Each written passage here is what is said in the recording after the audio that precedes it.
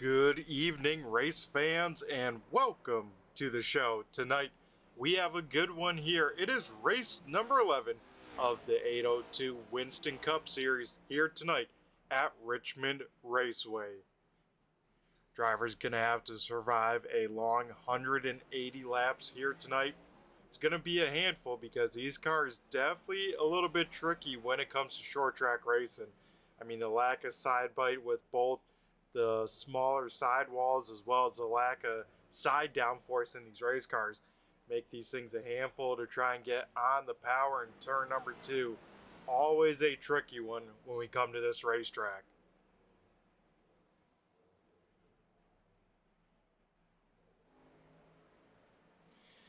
Here tonight, looks like we have about 15 cars on the premise ready to do battle here in practice. So far, the quick time going to the 6th car of Johnny Barker.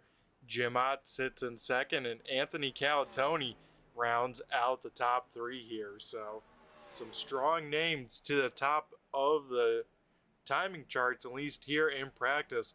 We'll see if it translates over here in qualifying in about 15 seconds or so.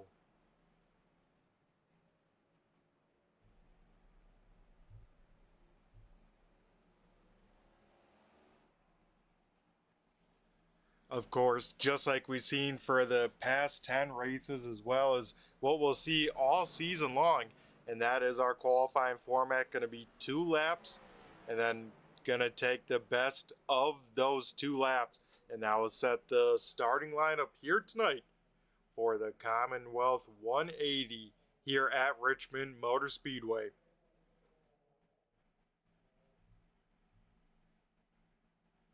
As we head on over to qualifying here, we will see which cars will be the first to head out to the speedway.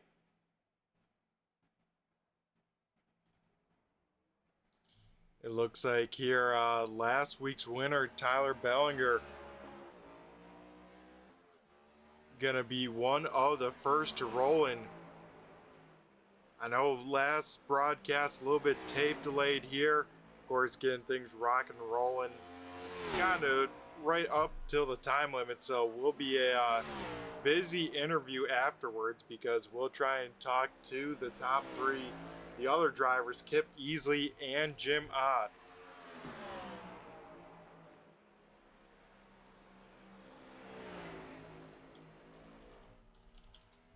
Here we go, Bellinger on the clock here in the 99 machine.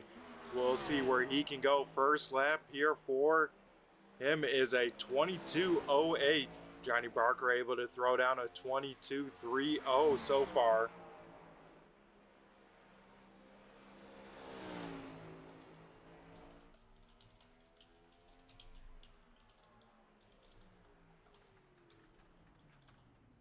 And it looks like he will shut it down. Second lap will be a little bit quicker here. He will throw down now a 21.96, but Johnny Barker able to turn it on up. Jim Ott right there as well. As we take to another guy that was quick in practice here, the 10 car of Calatoni.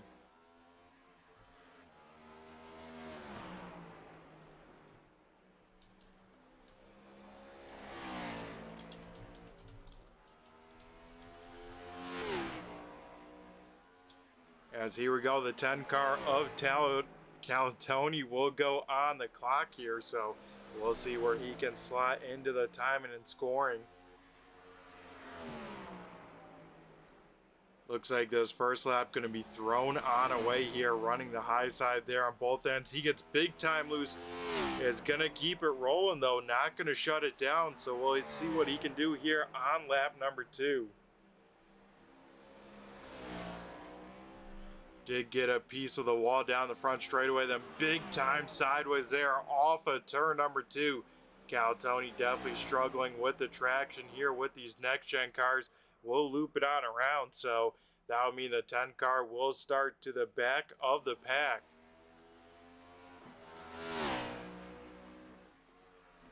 As also we see the 11 car here out on the speedway, Kenny Reel. It's been a minute since we've seen him, but glad to see him on back. We'll see what he can do. First lap of 22.66 for the 11. Steve Ritter now going to jump to the top of the timing boards with a 21.74 for the 61 machine. And it looks like Reel will only muster up at 22.34.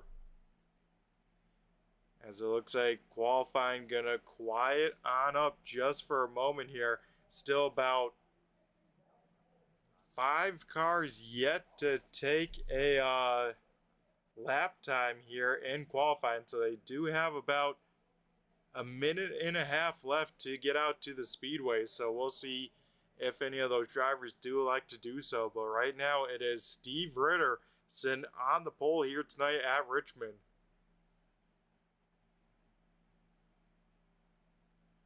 And it's been a little bit since we've seen Steve Ritter here end up in victory lane. It seems like he just gets unlucky some sort of way, either in the race or how the strategy kind of falls in.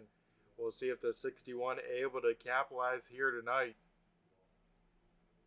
As right now he sits on the provisional pole here, as it looks like maybe we have Jeff Pogo here getting ready to roll out to the racetrack. If he is, he's got to roll here very quickly, and it looks like, yeah, I think even if he gets rolling from here on out, not going to have enough time.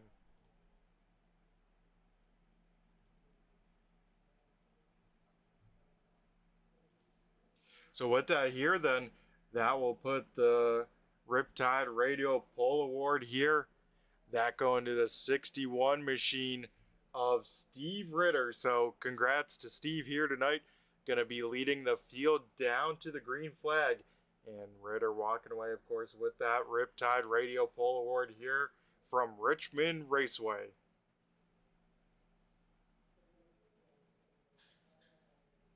As that will do on up here for qualifying. So now we'll get ready to head down trackside to go through tonight's starting lineup for the Commonwealth 180 from Richmond.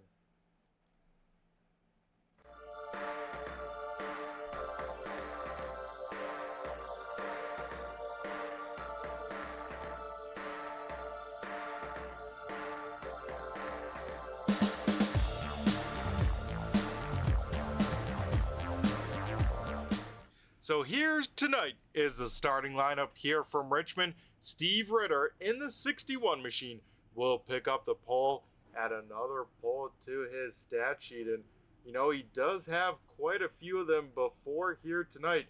And we'll take a look just to double check our number. But yeah, this will now be pole number 7 for that 61 machine. Johnny Barker, the driver with the most ever poles, he will start outside on the front row. Rolling off P number 3, he finished P number 3 last week. It is the 4 car of Jim Ott, and tis outside repping a Greg Biffle-esque paint scheme. It is the 1 car of Brandon Guerin.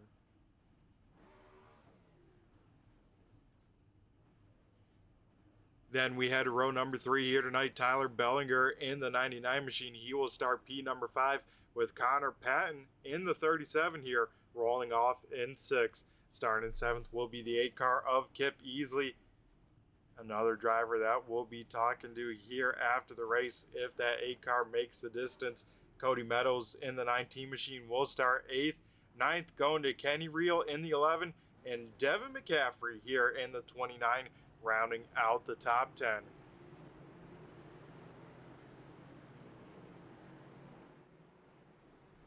Then we head to outside the top 10 here tonight.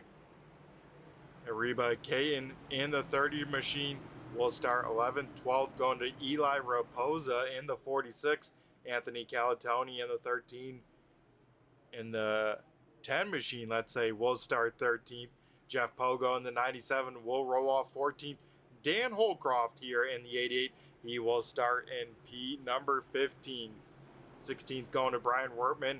17th is Kevin Roy. And that will round out the field here tonight. And it looks like Cody Meadows may be missing the grid here. So Meadows may have to start from pit lane, as, yeah, he has not even loaded on in yet. So maybe the 19 machine having some sort of troubles, but could be big time points implications here.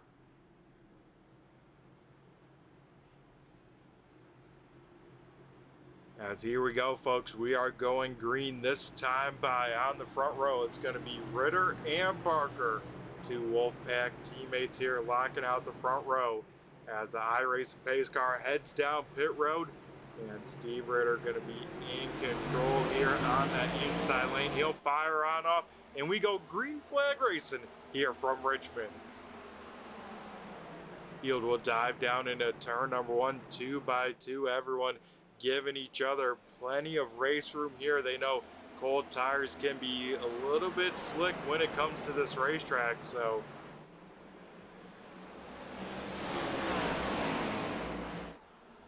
everyone doing a great job at making it through lap number 1 here. As yeah, it looks like Cody Meadows here now getting rolling from pit road, so Meadows will start 1 lap off the pace here tonight. I think that may, I'll have to double check.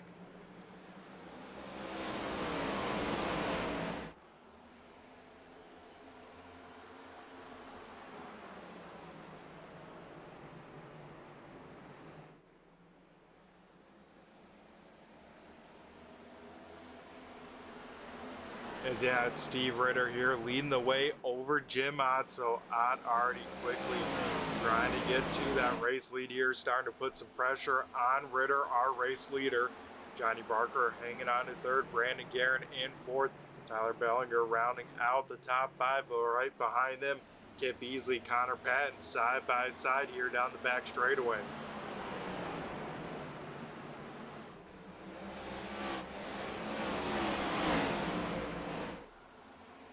Patton up top, but it does not seem like that lane is the preferred lane here at the moment. The fast way around, definitely the low side of the racetrack, just trying to keep the pace on where they want it, because this could easily develop into a very, very long green flag run here.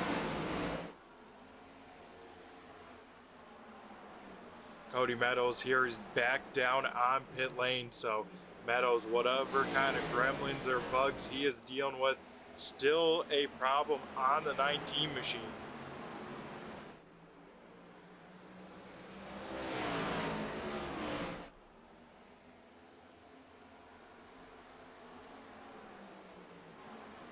Kenny Reel here trying to make his way up through the field here tonight. Currently working over that 29 Cinnamon Toast Crunch machine of Devin McCaffrey. So Devin up top, those two going to make a little bit of contact there through 3 and 4. I'm sure McCaffrey thought he gave him enough room through that corner, but looks like Reel will get on by now. The 97 machine of Jeff Pogo will try and do the same. These are going to be 3 drivers we are definitely wanting to keep an eye on by the time the checkered flag falls. That being Kenny Reel, Pogo, and Calatoni, all right in a kind of a 3-car bunch right here, just around the top 10 position.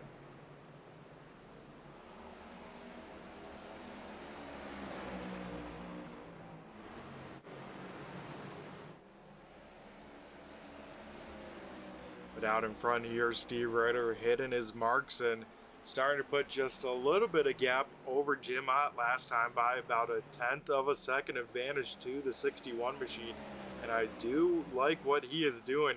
You can see him kind of entering low, get a nice straight entry, and then the Kia nice straight exit on off, and he is exiting on the lower side of the racetrack. So I really like what I'm seeing from our race leader here.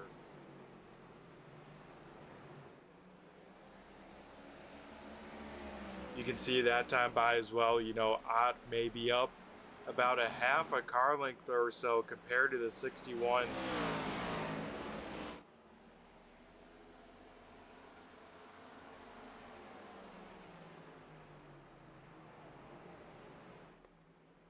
As Kenny Reel here trying to get away the 7th position as well.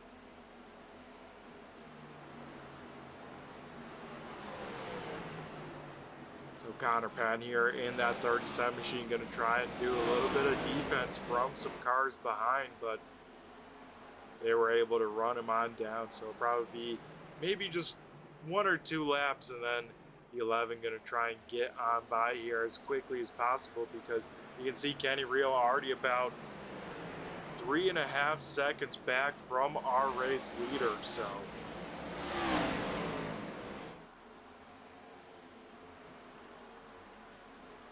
doesn't want to see that get more than, you know, 5 seconds or so, because from there it really requires being right on top of the pit strategy, as well as being lightning quick on some new tires. As Connor Penn gonna try and put the moves on back. Him and Kenny Reel gonna make contact, and it looks like one car here slowed down the back straightaway. It is the 46 machine of Eli Raposa. So we'll see what happened to Raposa down this back straightaway. And yeah, we talked about, at least I talked about a little bit in the pre-race, but turn number 2 definitely going to be the trickiest one to get on off of. And looks like Raposa just getting a little bit of wheel spin. That back end just coming on around enough to kick out to the left side as well. Does a great job at hanging on to that race car, but will slow it on enough in front of some other cars, as we'll see a few cars come on down towards the back of the pack, probably just to top on off on a little bit of fuel.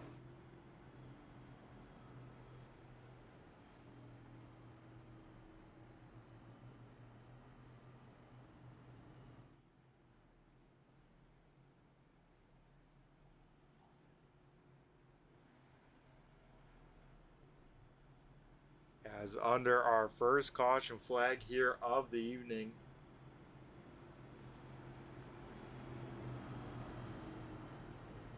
Oh, that's a bummer to hear about Cody Meadows there. Get an update that is a game crash there, so gonna be a tough night for the 19 machine, as yeah, it looks like he has called it a night.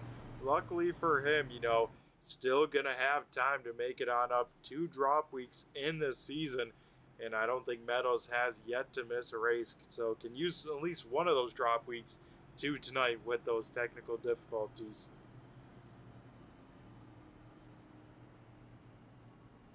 As with us under our first caution here, we'll throw it to a quick commercial break. On the other side, we'll get ready for our first restart of the night here in the Commonwealth 180 from Richmond.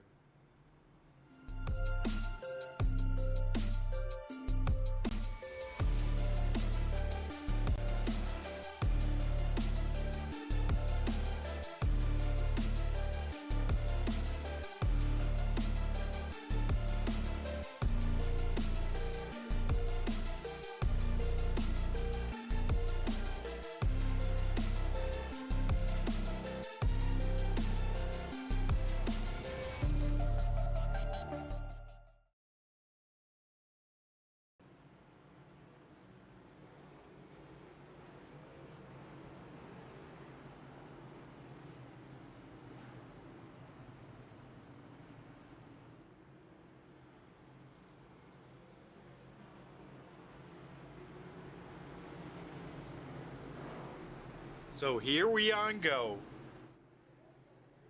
Getting ready to get back out of here. It's going to be Ritter and on the front row here.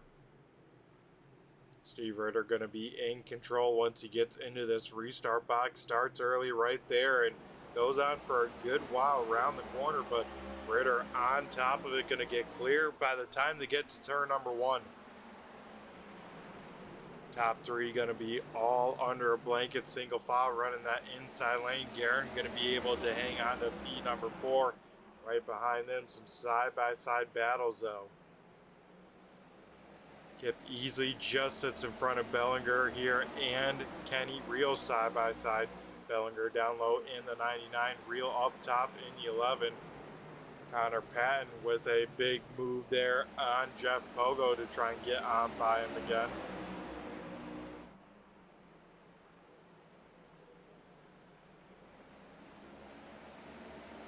Those two side by side still out on the racetrack as Kenny Real able to get around the 99 right in front of them. So Pogo will have the preferred line there in 1 and 2. Pogo will be able to get by. Now Cal and Tony going to try and do the same in the 10 machine.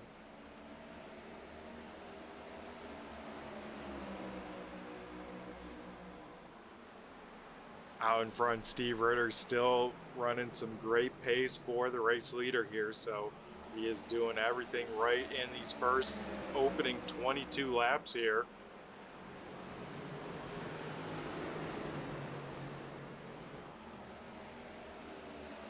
As the 10 car able to get clear off of turn number 4, here comes the crossover move from Patton. Seen it a couple times here tonight though, gonna back on out of it that time.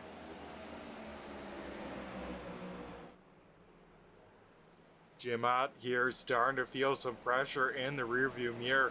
Johnny Barker started P number 2, fell back on the initial start, but right now putting a lot of pressure on our second place driver here.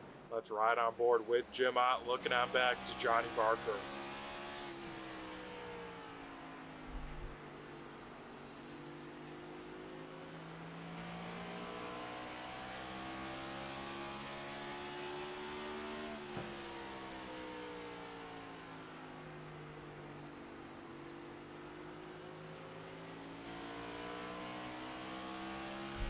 You can see this place is all about rhythm here. 2 different ends, got to drive this track 2 kind of totally different lines here. And like I said before, it's definitely a rhythm track when it comes to Richmond here. You want to get in a groove, stick in it as long as possible. As Steve Ritter here, the first 25 laps done and over with. He has been our race leader in all 25.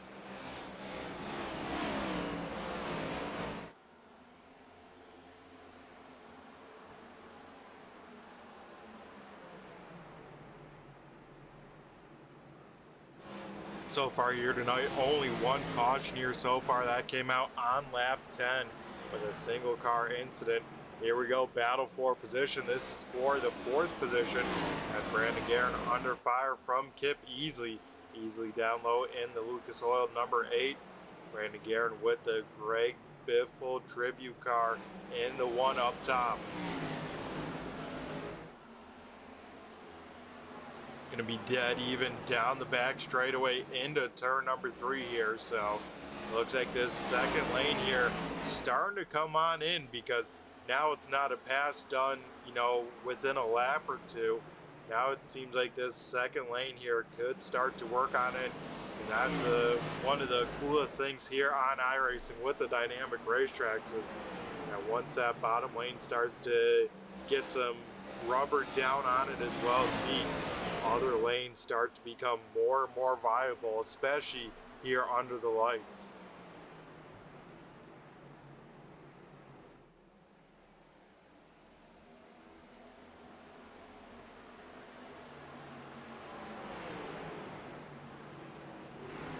Still going to be side by side for that 4th position here.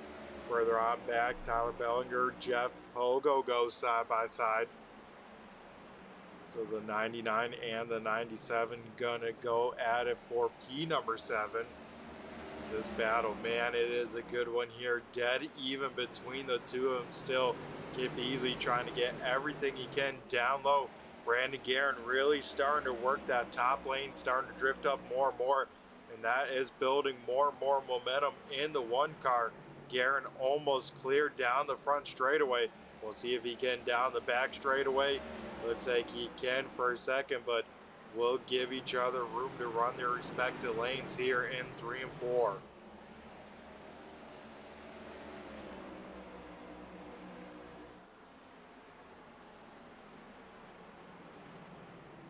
Brandon Guerin able to put on the defense there and able to get, I should say, stay in front of the 8 car as the Bellinger Pogo battle here cooling on off.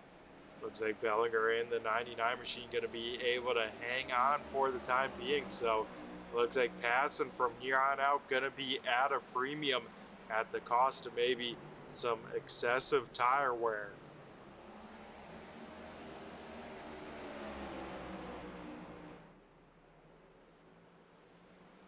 Out in front though, Steve Ritter starting to walk away from the rest of the field here. Last time by at 22.55.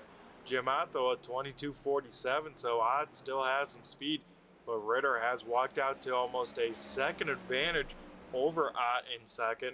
Ott, of course, running P number 2 here just in front of our third place driver of Johnny Barker. Then for fourth, that battle once again starting to get rocking and rolling.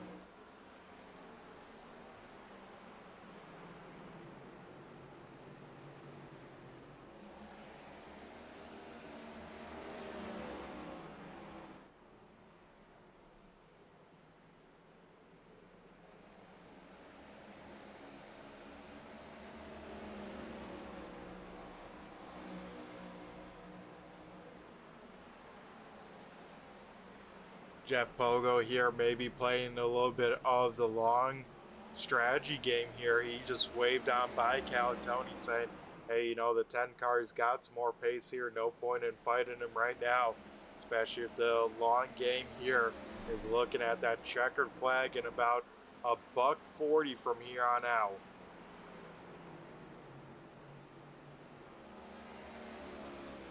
A little bit deeper in the field here, but battle for position as Brian Wertman able to run down Eli Raposa in the nice looking 74 purple machine will get a position here.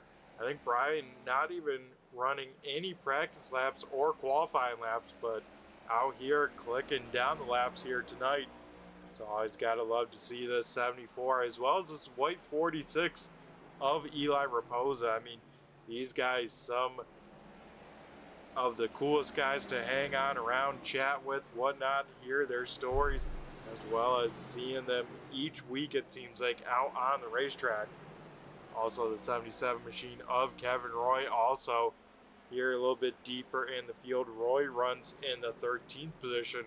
Right in front of him, the 88 machine of Dan Holcroft.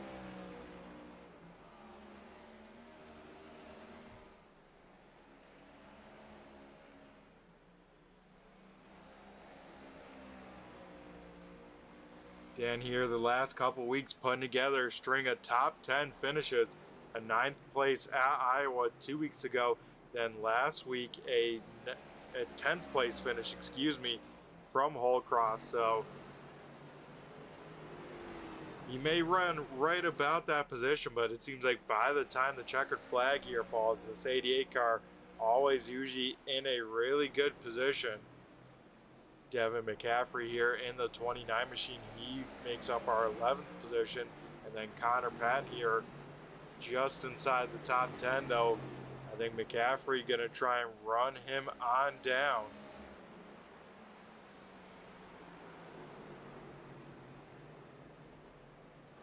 Calatoni, Bellinger going to make contact there in 1 and 2.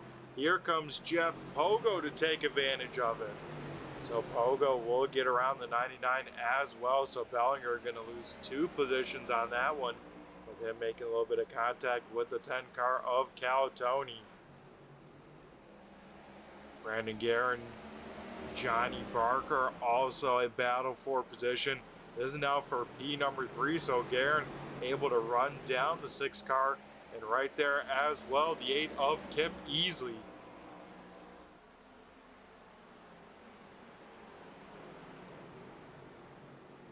Brandon Guerin definitely liking his car up in that kind of third lane around the racetrack, and he is finding some good speed. You got to wonder though, how much fuel is that one car using up, as well as how will those tires be, especially if you got to make it, you know, another at least 20 or so laps. Yeah, I think if you two-stop it in this race, you got to pit right about lap 60. If not, you got to try and stretch it then to about lap 90 here tonight to make it a one-stopper. So should be really, really intriguing to see how it all works on out. As Brandon Guerin starting to check on out from Johnny Barker. Barker now under fire from Kip Easley.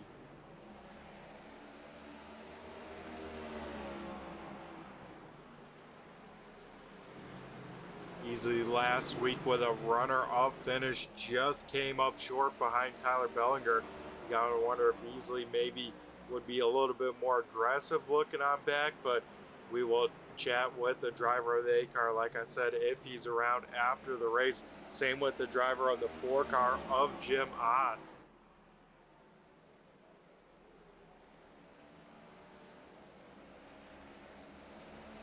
As Johnny Barker here trying to hold off the 8 car for as long as possible.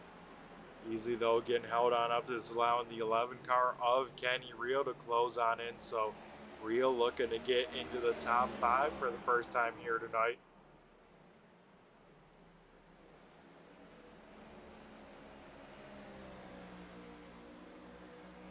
As our race leader here, Steve Ritter, may get into a little bit of lap traffic here in the next lap or two. As here we go, Kip Easley now to the inside of Barker. It's going to be a heads-up drag race down the back straightaway, but it seems like Barker's car may be falling on off just a little bit. We'll see if Easley can get clear. Yes, he can. Barker, though, going to try the crossover move. Will swing from the high lane down to the bottom side. Barker maybe a little bit loose on entry there. Saw that car kind of give a little bit of a wiggle, but looking still pretty good. Able to stay to the inside. Contact there. Those two just going to lean on each other.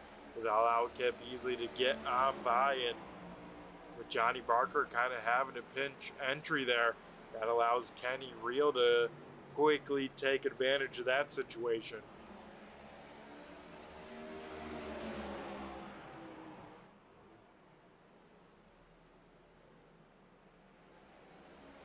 Anthony Calatoni going to return the favor to Jeff Pogo there. So remember, about 20 laps ago, I said Pogo let the 10 car go on by.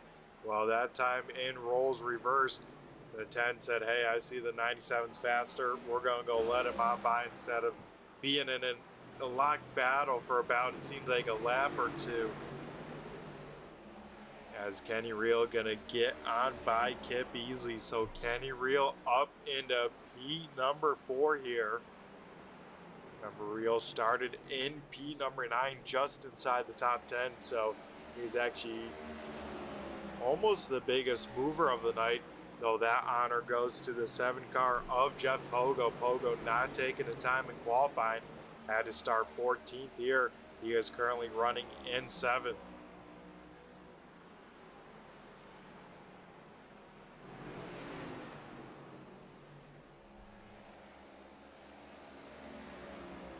Dan Holcroft here under fire from Eli Raposa. So Raposa starting to run down the 88 machine, and even with that slide, I don't think Raposa came down and took any tires. So just running him down purely on pace. So you got to wonder, does the 88 maybe have some sort of issue going on with that race car?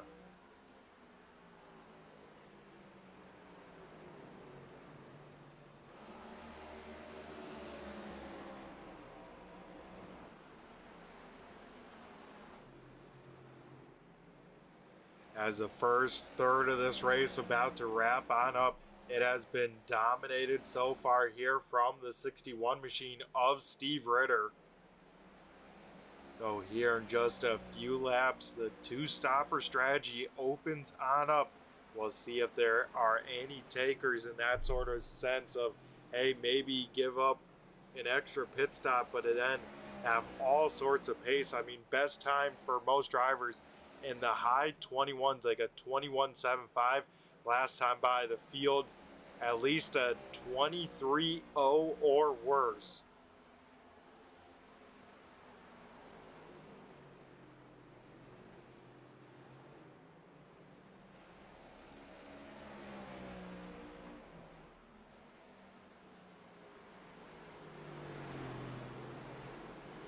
As here we go, the two-strap strategy opening on up here. Lap 60 of 180. We'll keep an eye, see if anyone decides to duck onto pit road at any point here. It seems like maybe the strategy go to as close to 90 if you can get there.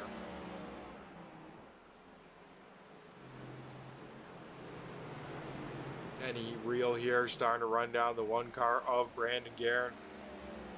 Guerin still up in that second lane, even up by himself. Will try and defend that position up in that kind of second, maybe even third lane, as they will go side by side down the back straightaway. But Kenny Reel with the advantage. Kenny Reel will head up onto the podium here. He will take over P number 3.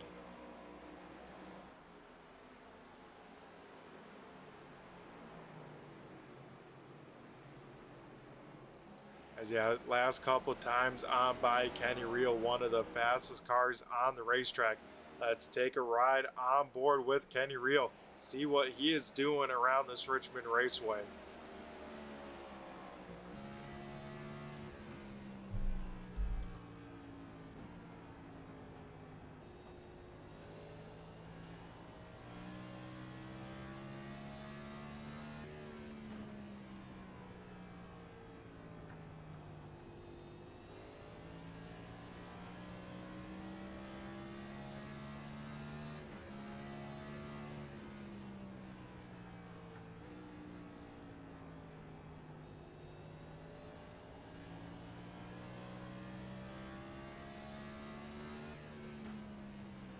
And you can hear there the difference between the front stretch and the back stretch here.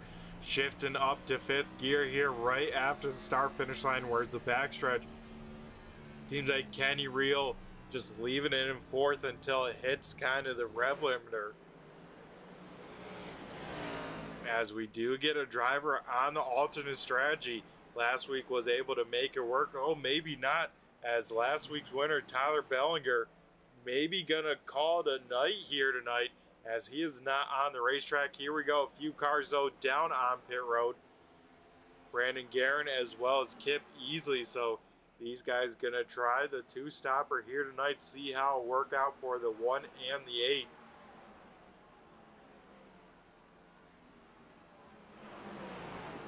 I'm hearing the call from the spotter from the 97. He has decided to jump onto pit road here. Richmond, of course, very, very slow pit road. I think it's only 40 miles an hour, so you definitely have to get things woed on up in a hurry and keep it out of the way of the cars on the racetrack. So far, everyone able to do just that.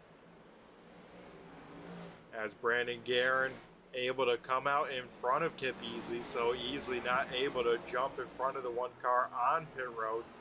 Those guys will come out one lap down with their pit stop.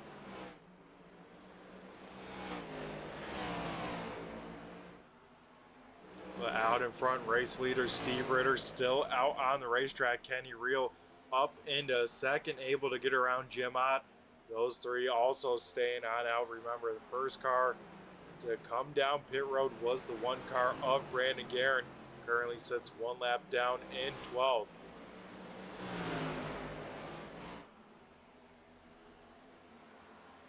We'll get the track map rocking and rolling on the right side of your screen so you can see the race leader just going into turn number 1. So a long lap they have to try and get on back, but the pace though already there in those race cars. Already half a second better than our race leader. So you think about that, over 20 laps, it could make up a lot of time if it works on out. We also see now here on 71 the 6 car of Johnny Barker pulling it down on pit road. So Barker kind of in the middle of different strategies here between the 60 lappers here and probably the drivers trying to get it as far as they can.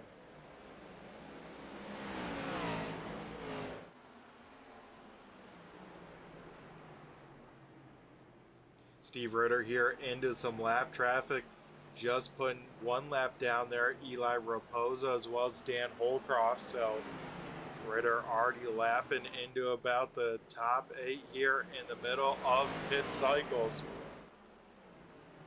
As Johnny Barker will get that 6 car rocking and rolling on the speedway. Barker will come out in front of Ritter, so will only be one lap down, but way behind, you know, the likes of Brandon Guerin or whatnot. So he's going to have to hope those tires really come in nicely.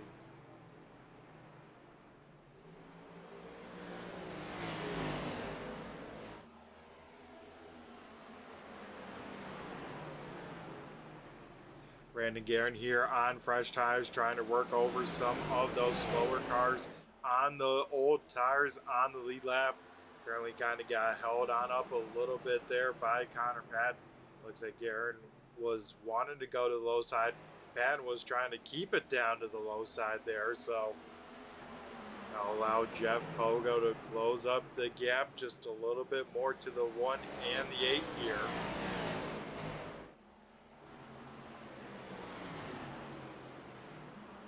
As it looks like Brandon Guerin going to allow Kip Easley to go on by, and maybe as well as teammate of Jeff Pogo. So Pogo to the outside of the 1. That is for position. So now the 1 car, Brandon Guerin, going to try and pace himself off his teammate. Ryan Werman here continuing to click down the laps as well as continuing to pick up positions, now trying to work over the 37 machine of Connor Patton. This is a battle now currently for the 5th position out here.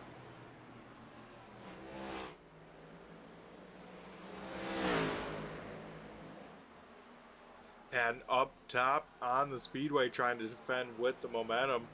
So Werman trying to rock and roll, keep the momentum rolling as much as possible down on that inside lane. Werman a great diamond corner there, able to come in low, let that car wash on up, get that low exit. And it looks like Brian Werman up into the top 5 here tonight.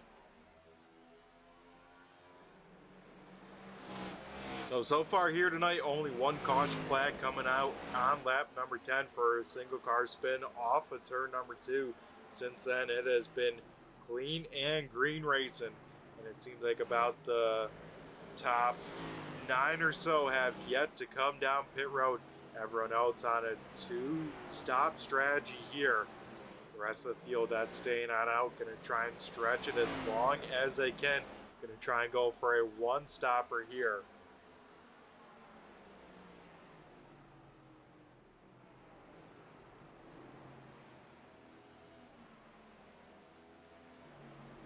Currently looking at our race leader, Steve Ritter, has a 1 lap car in between him and second. Won't be the case though off of turn number 4 as Kenny Reel about 2.5 seconds on back. We see our 3rd place driver here, Jim Ott, down on pit road.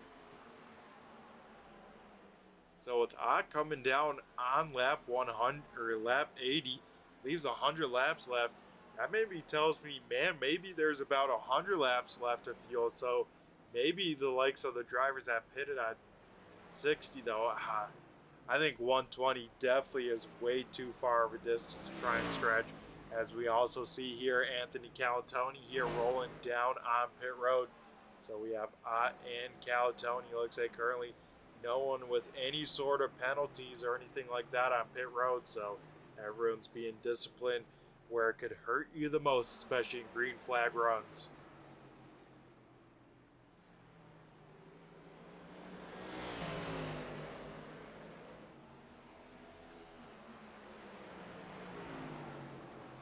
Steve Ritter here looking to put another car 1 lap down.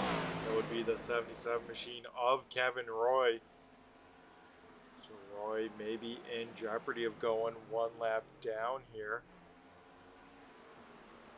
Eli Raposa here bringing his 46 machine down to pit road, as it looks like Raposa a little bit of damage there on the right front of that race car.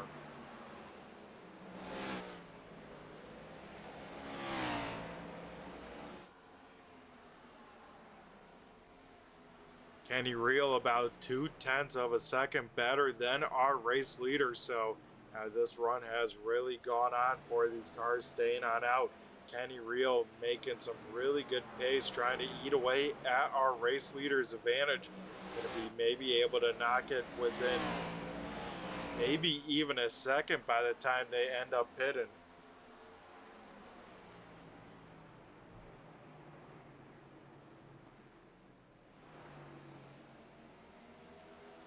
As Kip Easley here, the first car on new tires, he is running down P2 of Kenny Reel. Looks like these guys might be even able to get their lap back before these leaders even decide to pit. So if I'm Kenny Reel looking at the times and I can maybe make it this distance, man, I'm thinking of coming sooner than later and to get stuck up and kind of on some slower laps here as these guys with fresh tires try to get on by.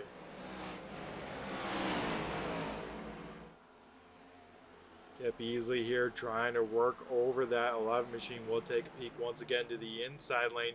Here comes Jeff Pogo just keeping the momentum rocking and rolling. And Pogo to the outside of Kenny Reel.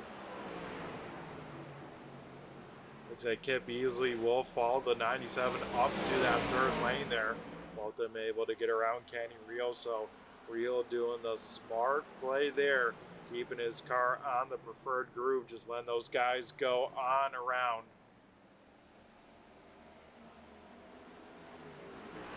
As here we go, our race leader coming on down this time, so right here on lap 90, Steve Ritter gonna give up the lead for the first time here tonight.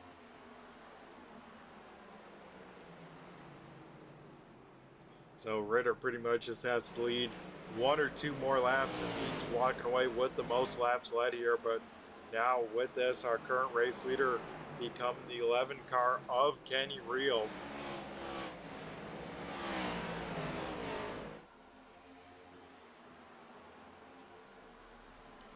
Those guys Ritter racing with just getting off of turn number 2, so you can see the deficit that the 61 machine will have. But remember, these guys may have to come in for another pit stop.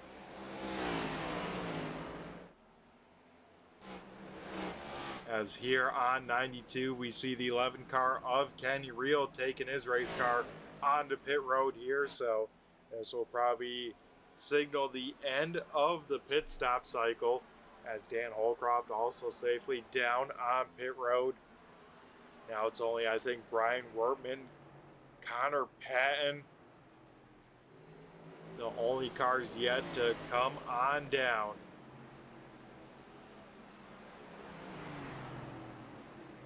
So with this race here tonight, Brian Wortman going to walk away with a few laps led here in the 74 machine, so that's always pretty cool to see. Looks like Connor Patton going to stay out on the racetrack, going to try and run these tanks all the way until they're empty.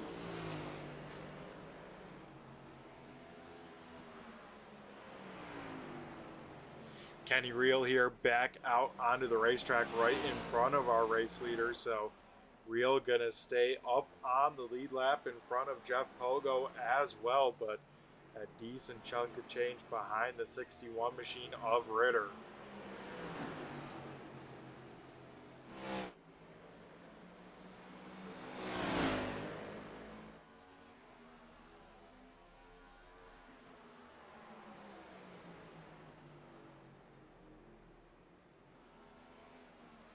As we see Caden still down on pit road, I think the 30 machine busted for speeding on pit road, so a tough break for him, and it looks like Kevin Roy here done for the night as well in the 77 machine, so not sure if trouble on a pit stop or what happened, but Kevin Roy out of the race here tonight.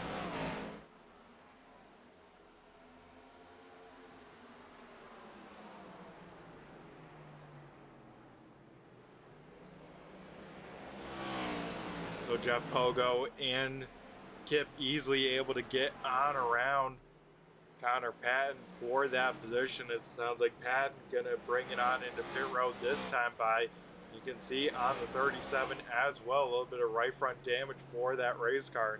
You can see those front brake rotors hot on that 74.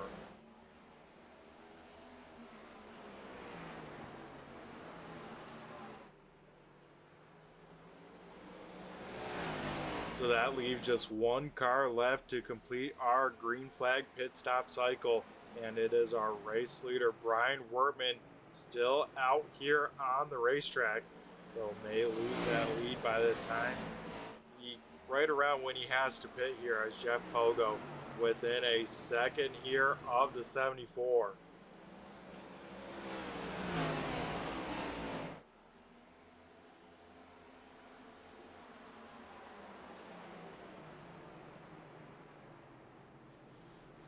So 50 lap newer tires for Pogo, as Jeff Pogo will take over the race lead here tonight for the first time. And it will happen right with about 80 laps left in this one. Kip Easley up to second. Brandon Guerin rounding out our top three. As contact there, Kip Easley sideways off the nose of the 37 machine. Easley, a heck of a save there. That could have been very, very bad for him and the strategy of this race, but somehow Kip Easley able to hang on to the race car. Will lose the spot though to Brandon Guerin, but will keep a lot of pressure there on that one car. Has some newer tires right behind them trying to get on through. One of them, Dan Holcroft there in the 88. Holcroft gonna lock the left front on him. He will push up the racetrack. Here comes Connor Patton, gonna try and get back on through. So before the 1 in the 8 car got to have the fun on fresh tires driving through the field, now that goes to the 37 as well as the 88.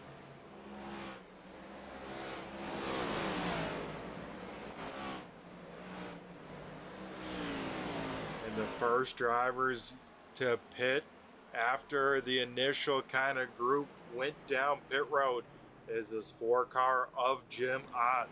Ott last down on pit road on last lap 80 here, and he sits, you know, only about 6 seconds back from our race leader. See, it's almost kind of just the full length of the front straightaway. Probably going to be the full length of the back straightaway here at Richmond. As man, I tell you what, Brian Wertman having a lot of fuel in that race car. I mean, still out here on the racetrack. I mean, he did maybe top off on fuel on right around lap 16 or so, but man, I am impressed that it has been able to stretch this far.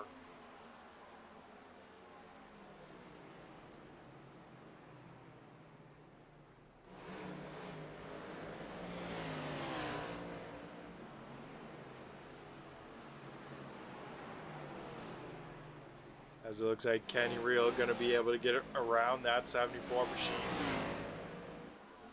So Reel, of course, with the best tires on the speedway pretty much for the drivers on the lead lap, but he is also the furthest on back. Here will be a good showing here. Steve Ritter last down on 89. Whereas the cars in front of him last down on lap 80. So this is a 10-lap tire advantage to the 61 machine. Let's see what Ritter can do, because he seems like he is the car to beat here tonight. The big thing, Ritter just can't afford being involved in some sort of incident. He can kind of take his time. You know, you don't want to spend 5 laps trying to get around a driver, but as long as nothing big kind of happens, I think Steve Ritter is sitting in a pretty good spot.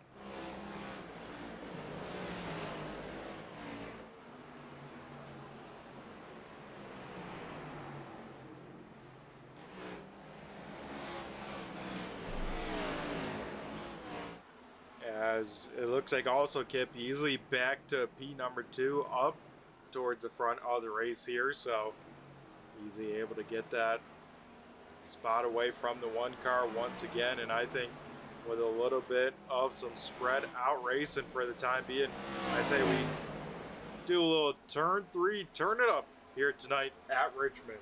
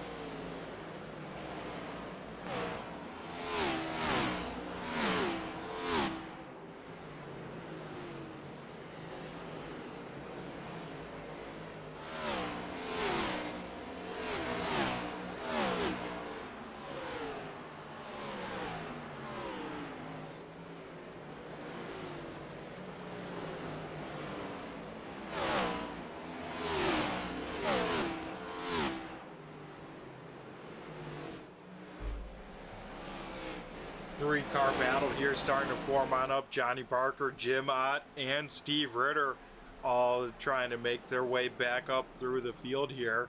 As it looks like Ott going to be able to get around the better of the cars, but like we said, Ritter's sitting on some better tires than the 4, so could be really interesting to see how Steve Ritter can try and get on around Jim Ott.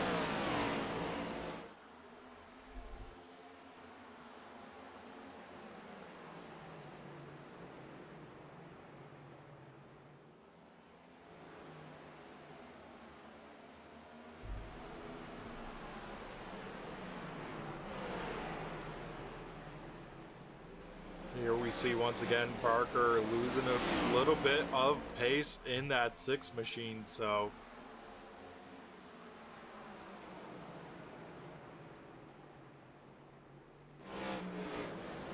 as Kenny Reel will get by the 6 car, Cal Tony will do the same. Now here we go, Jim Ott up to Pete number 3, going to be able to get around Brandon Guerin, now set his sights on Kip Easley. Steve Ritter right there in the mix as well.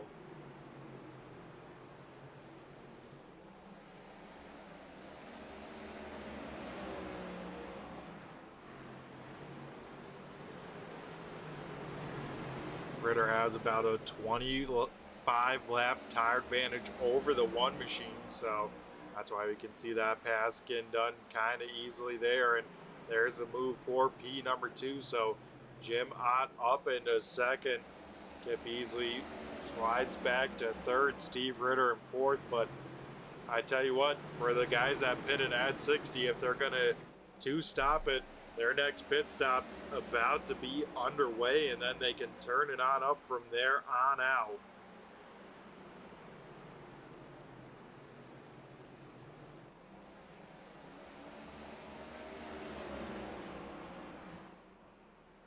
As we see Steve Ritter once again making that inside lane work. Really low exit there, especially off of turn number 4. And I said, man, I really like to see that out of a race car driver here at Richmond. And Ritter making it look like a beauty out here.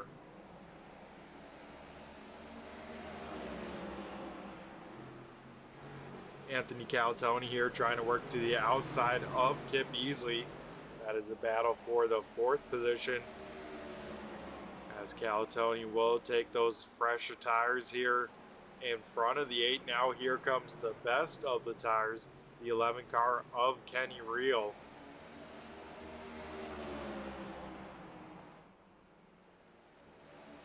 Our race leader here, Jeff Pogo, down on pit road, so here right at 120, gonna split this race up into 3rds here, and we'll see how Pogo's strategy plays on out, as now his teammate Jim Ott takes over the point.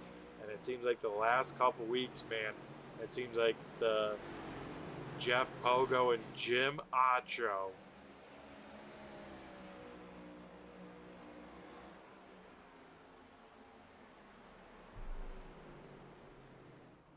Kip Easley down to pit road, as well as Johnny Barker. So the drivers that pitted on early down on pit road this time.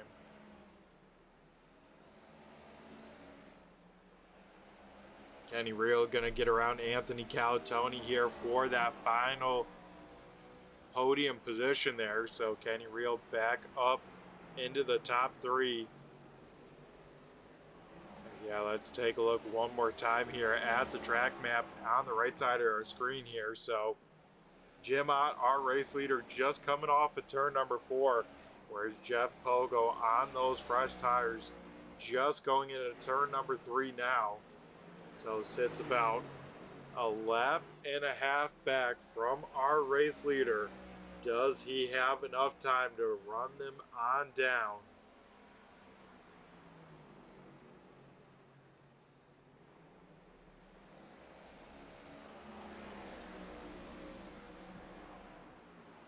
As maybe he doesn't have to. We get a caution here out on the speedway. We'll slow the field down for the second time here tonight.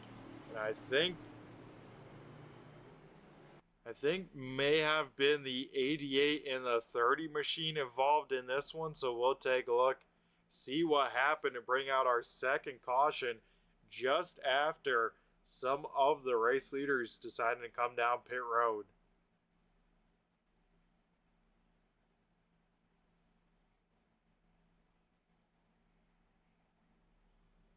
So it looks like here lights already going on the speedway. Maybe the 6 car Johnny Barker may have been involved in it. Let's take a look at Johnny Barker, just trying to see what happened and where on the speedway is. Oh, Kip Easley sideways on the racetrack. That could definitely do it. So let's take a look at the 8 car of Kip Easley, see what happened. So Easley just getting tires there, and it looks like just came in a little bit too hot on the cold tires, and luckily somehow keeps that thing out of the outside wall. But man, a great save by Easley there to keep his night rocking and rolling. But those tires that maybe had the advantage, maybe not the greatest looking anymore. Jeff Pogo here going to be the lucky dog, and it's going to be a battle off of pit road that Jim Ott's going to win. Second car off, I think, went to Steve Ritter. Then Kenny Reel in third, Anthony Calatoni in fourth.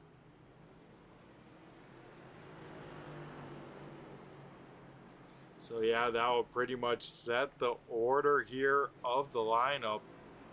And everyone pretty much now set and even on tire strategy.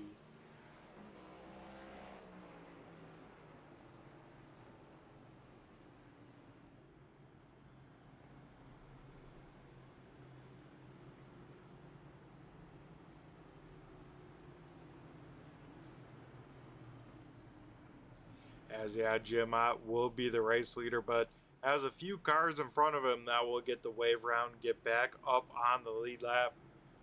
That'll be Brandon Guerin, Johnny Barker, Kip Easley, all going to be able to cycle on the lead lap.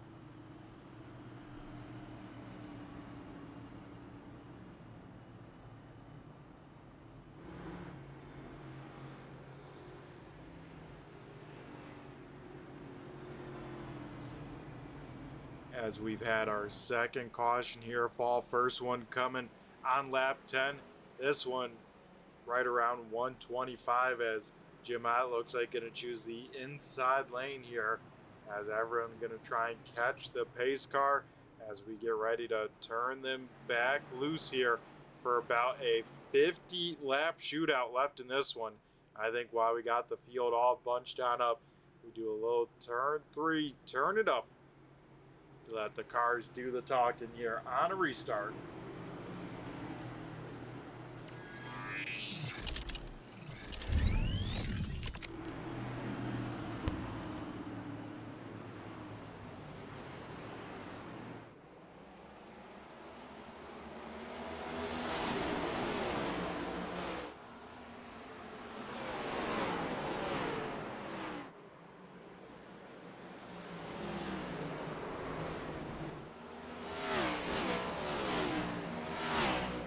And trouble there out on the racetrack. Kenny Reel maybe going on around. So we'll take a look at the 11 machine, see what happened to Kenny Reel, but he was sent way up in high into turns 1 and 2. So we'll see if Reel got some help.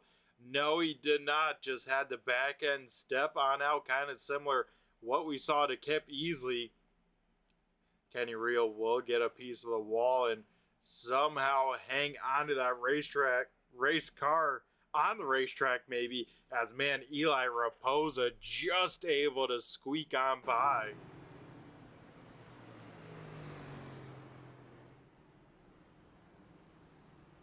So with that, that will bring out our third caution here right on the restart, as cold tires catching Kenny Reel by surprise. Looks like Connor Patton going to be the lucky dog here, so I'll move the 37 machine up on back to the lead lap. And I think that'll put about 11 cars here on the lead lap, with now under 50 laps left in this one here at Richmond.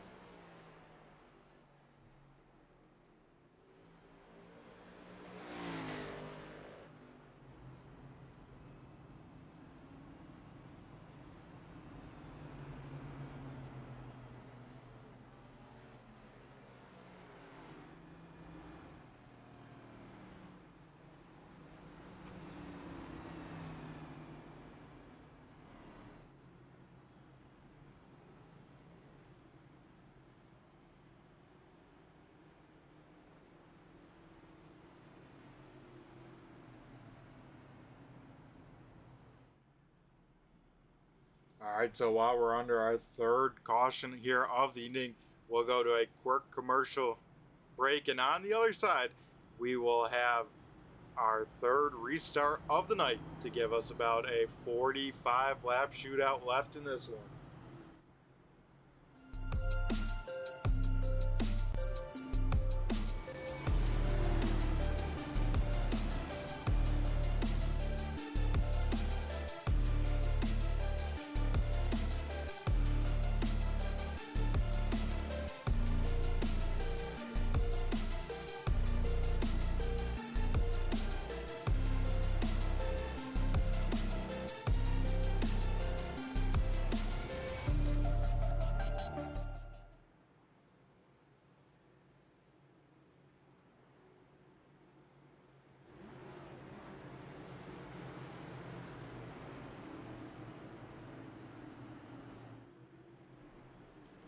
So here we go, 45 lap shootout. It's going to be Jim Ott choosing the outside lane, as it's going to be Ott Calatoni on the front row here. Jim Ott fires off anytime inside this box. Him and Calatoni, though, pretty even. They will dive down into turn number 1 side by side. Ott has the advantage, though, but Calatoni has a shorter distance. It's going to be a heads-up drag race here. Side by side for the race lead, as we get a caution flag here out on the speedway. And it may have involved the 88 machine of Dan Holcroft. Remember, Holcroft coming into tonight on a streak of top 10 finishes here tonight, though. Gonna have some trouble here as he gets loose off of turn number 2, and that time Eli Raposa not gonna be as lucky. We'll tag the 88 machine, and Holcroft there in the 88 going to make some pretty significant contact to that inside wall there.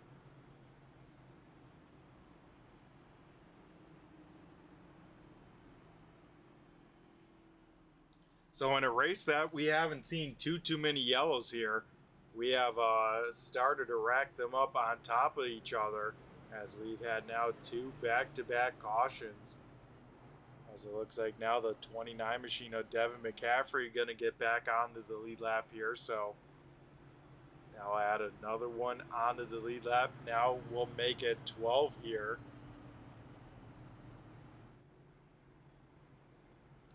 As no real changes for positions there with that restart, with them only really getting about a half a lap in before having to back it on down.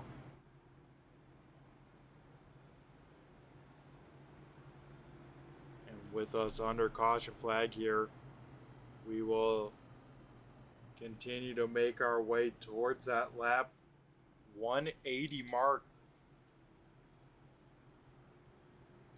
Still about 15 laps or so until we get into the countdown clock.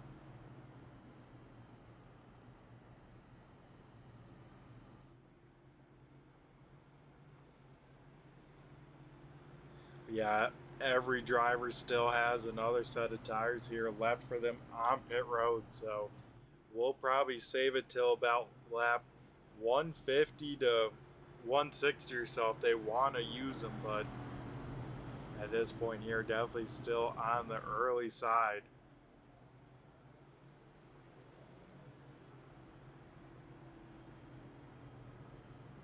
As here we go, this time by Jim Ott going to choose the inside lane here, so that moved Calatoni to the outside of the front row. Rest of the field going to double it on up, and we get ready to try and turn him back loose once again for now a 40 lap shootout. So each caution taking about 5 laps away from green flag racing. As once again, it's going to be Ott and Calatoni on the front row here. Row number 2, Pogo and Ritter. Row number 3 is Barker and Guerin. As here we go, iRacing pace car on in. Last time Ott went in the middle of the box. This time we'll go early. We head back to green flag racing here. Jim Ott able to get clear. Calatoni maybe just has an opening, though Jeff Pogo going to fill it onto that bottom side. Jeff Pogo, big time sideways there off of turn number 2. Will somehow hang onto that race car, but going to lose a few spots because of it. Now getting stuck side by side with Kenny Reel and maybe even Brandon Guerin. Jeff Pogo going to try and see what he can do as multiple cars sideways there. Johnny Barker, a big slide. Somehow Barker able to save that race car. Another car that was sideways there, the black 61 is Steve Ritter. So turn number 2 really starting to become treacherous.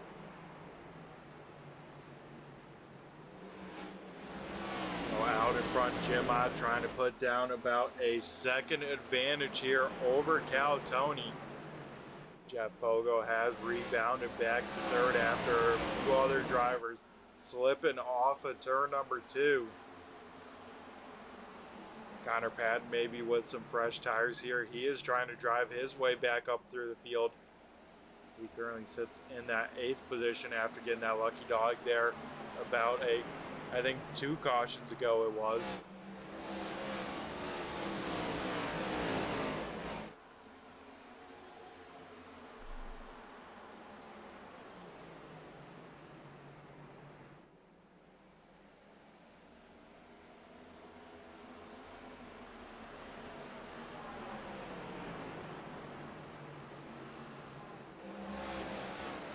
Connor Patton, though, with a little bit of a slip up, though, I think off of turn number 2, got a little bit sideways, had to collect that race car just a little bit, able to hang on to it and hang on to that 8th position, as this time off of turn number 2, looking a lot better there from 37.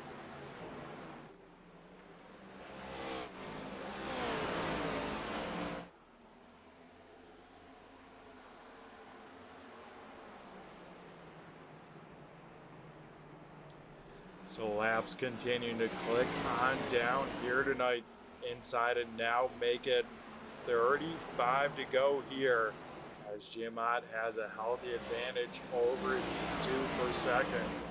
Right behind them, the driver that led the first half of this race, Steve Ritter.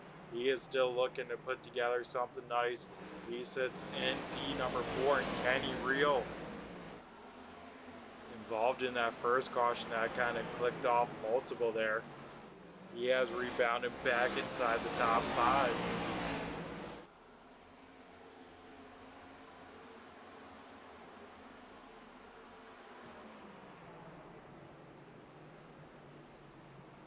Johnny Barker here able to get that A spot though from Connor Patton. So Barker will hang on to 8th for the time being.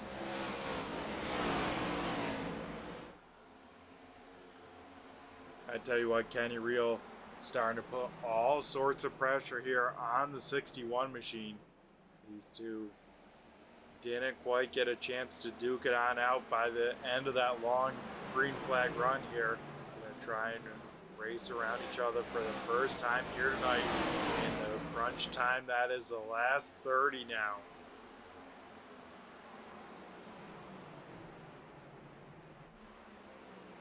Deeper in the field here, Devin McCaffrey able to get around Dan Holcroft, so that'll move McCaffrey up into the top 10. As contact there for position, Steve Ritter, Kenny Reel gonna trade some paint. Now here comes the 8 car of Kip Easley.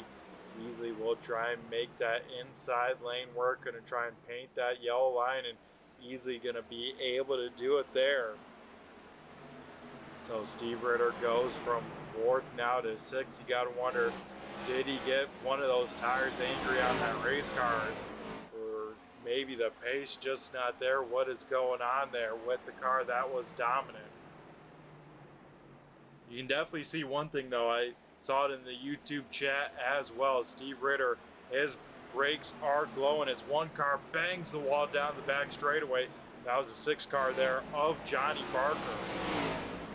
Yeah, Ritter, one of the cars with the most glow out of their front rotors, so that means that 61 heavy on the brakes, especially to the front.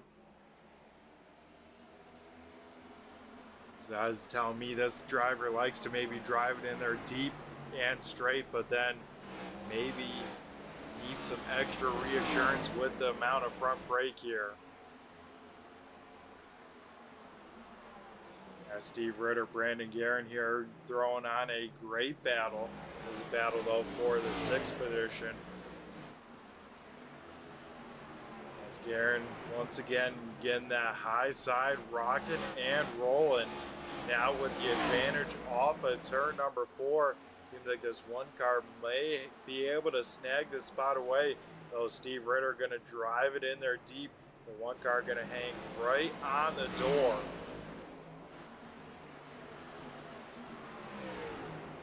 Those two still dead even between the two of them. So Brandon Guerin starting to be able to keep that one car pinned on down. Looks like Brandon Guerin will complete the pass, so move the one car back up to P number 6 here. Out in front, Jim Ott into the countdown clock. This time by will now be 24 laps left in this one. Jeff Pogo really starting to put some pressure on Anthony Calatoni for that 2nd position. Let's ride on board with Jeff Pogo, see what he is seeing and see what he is doing to try and get around this 10 car.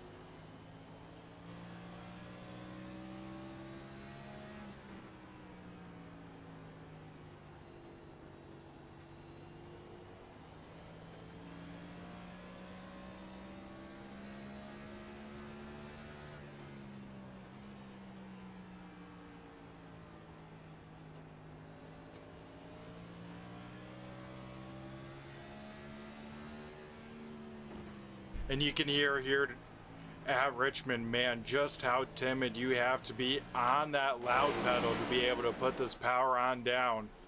As this time by, we will go 20 laps to go. And Steve Ritter, Brandon Guerin, this battle yet from over. Also a little bit deeper in the field here, Connor Patton and Johnny Barker, their battle yet from over as well.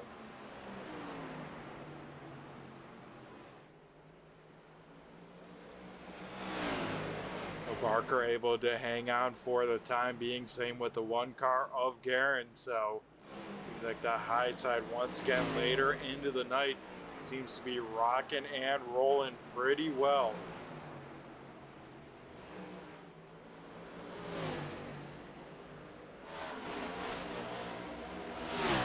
Well, that time Brandon Gare maybe up on the racetrack a little bit too high, as Johnny Barker here, problems for the 6 car on the front straightaway, as that will bring out our 5th caution here of the evening. So we'll take a look, see what happened to Barker. He is already up and kind of out of the way on the racetrack. Connor Patton coming off of turn number 4, just in the left rear quarter panel of the 6 machine. Barker, though, locking it on down, and I thought he had maybe something break in the right front, but I guess that was just this look from the damage as well as locking it on up. So Barker, his car is not looking too bad, but involved in this one. And here we'll probably see everyone come on down, take their last set of tires. The question is, does anyone risk a 2-tire pit stop? We'll find out here, because within 20 laps to go, this is the money stop of the night.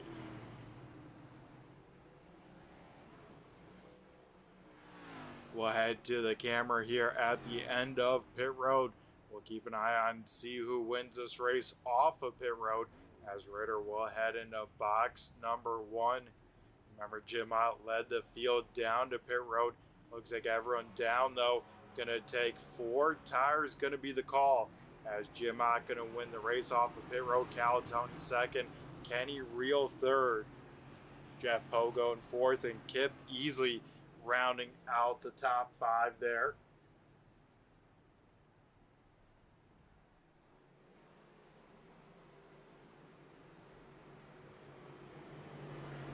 As Jim Ott, like I said, has been on a streak here since week 7. He has finished up there inside the top 5. Tonight would make it a 4 race streak, as Ott will of course be leading the field back to green flag. Anthony Calatoni, his last win coming at Auto Club, his first ever start down in victory lane, hasn't been there since. And then Kenny Reel here back this week in the 11 machine, and he is looking to pick off right where he left off. The driver with the most wins in the series sits in 3rd. Our current points leader and defending champion, Jeff Pogo, he will start in the 4th position here. And last week's runner-up finisher, Kip Easley, in this 8 car, he will start in 5th. So a lot of storylines in the top 5 here, with about a 13-lap shootout left in this one. We saw cars here, especially on cold tires, having issues, especially on corner entry. Will that be the case here? These guys have to be a little bit wary of that. As here we go, the field doubled on up as we get ready to head back to green flag racing. iRacing pace car heads down pit road, and Jim Ott gonna be in control here. Ott fires off as soon as possible, as we get a caution here on the speedway right away. Looks like the 29 machine of Devin McCaffrey here slow on the racetrack. So we'll see what happened to McCaffrey here on the start, and it looks like just got some wheel spin out of the 29 machine. Luckily doesn't spin back down into traffic, but with hanging right there, does make some pretty good contact to the wall. So McCaffrey will bring that 29 machine here down to pit road. And with that, we'll set up now about a 9-lap shootout left in this one.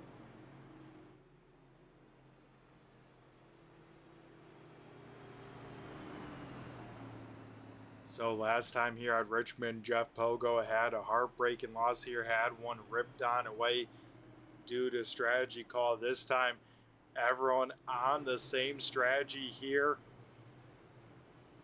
Pogo this time in a different spot. Instead of being the one leading, he sits in fourth and can be the one on the attack.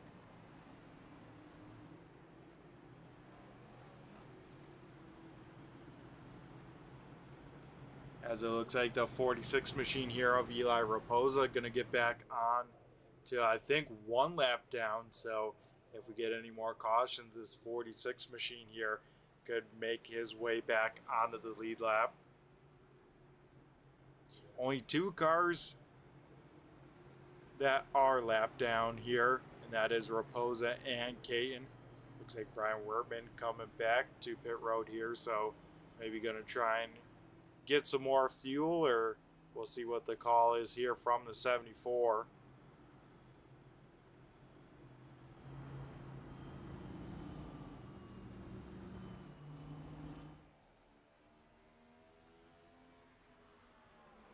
As yeah, definitely a quick stop there, just filling it up with that virtual racing fuel. And it looks like from here on out, it's going to be about an 8-lap shootout. As this time by, we should get the 1 to go signal, as well as Jim Ott choosing here at the start finish line.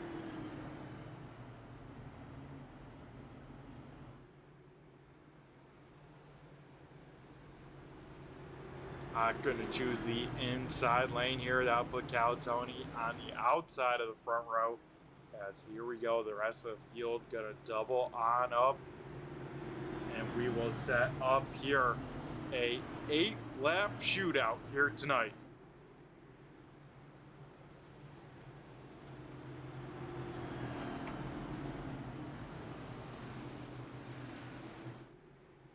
It's going to be Ott and Calatoni here on the front row. Wheel and Pogo, row number 2. Ritter and Easley, row number 3. Jim Ott last time fired on off really early in the box. Will he do that again? We'll find out now. Yes, he will. Jim Ott gonna get a great start. Here comes now Kenny Reel on the inside lane. Reel gonna make some contact there with Calatoni. Those two will go side by side for second here down the back straightaway. Jeff Pogo in the mix as well.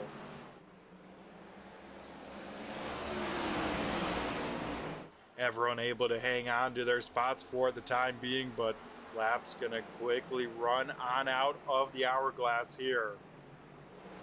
Brandon Guerin gonna try and get something rock and roll that he's done all night. That is get things rolling in lanes number 2 and 3. Guerin up into 6th. Calatoni gonna lose 2nd to Ritter, and maybe even 3rd now to Jeff Pogo. Calatoni up in that 2nd lane here currently, trying to get the momentum rocking and rolling out in front. Jim Ott once again firing on off to about a 2nd advantage here. Ott's just hoping that he does not have another caution here tonight. Kenny Reel safely in 2nd. Calatoni gonna be able to hang on to 3rd. Steve Ritter way up the racetrack here. Gonna try and cross on over, shoot the middle of 3 wide. Wow, what a move from the top rope by Steve Ritter. Brandon Guerin though still finding that speed. He knows, hey, I don't mind tire wear because we're using this set on up no matter what happens. So he quickly jumped up to that 2nd lane. He may walk away with a top 5 because of it.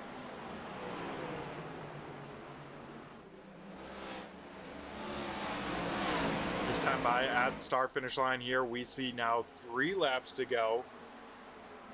As top 10 battle here currently being held onto by the 88 machine of Dan Holcroft. Steve Ritter, big time sideways there. He will tag Brandon Guerin, and both cars will go on around. Steve Ritter gonna tag the inside wall as well. And if we thought that race was wrapped on up, well, we get to head on over to overtime to a green-white checkered. As Steve Ritter going to bring that car down to pit road, and let's take a look here off of turn number 2. It seems like Steve Ritter just gets that back end step on out, goes to correct it, and sadly having a car to his outside there, tagging the one car, Brandon Guerin, just going to be an innocent bystander, and a tough break for Guerin. I mean, had himself a great run there tonight inside the top 5, and looks like we'll probably just only walk away with a top 10 here.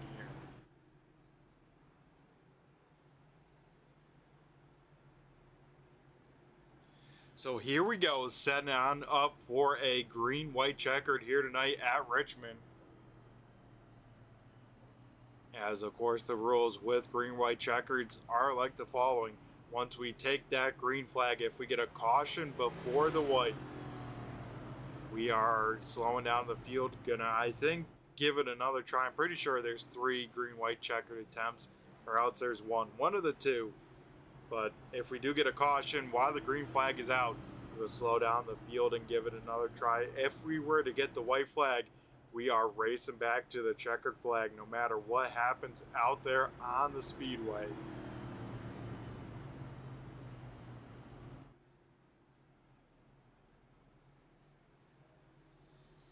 As with this 7th caution here, that moves Eli Raposa here late in this one onto the lead lap.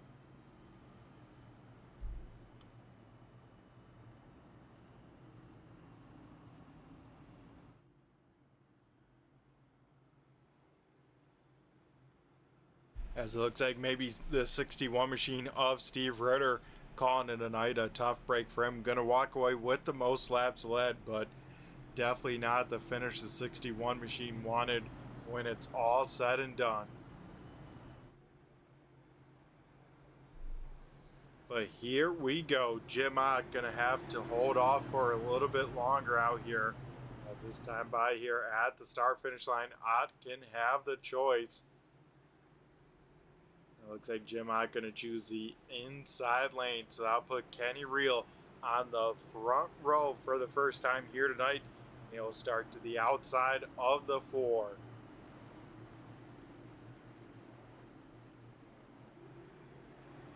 Seems like here tonight, definitely very, very tough to restart in that 2nd position. So we'll see what Kenny Reel can do.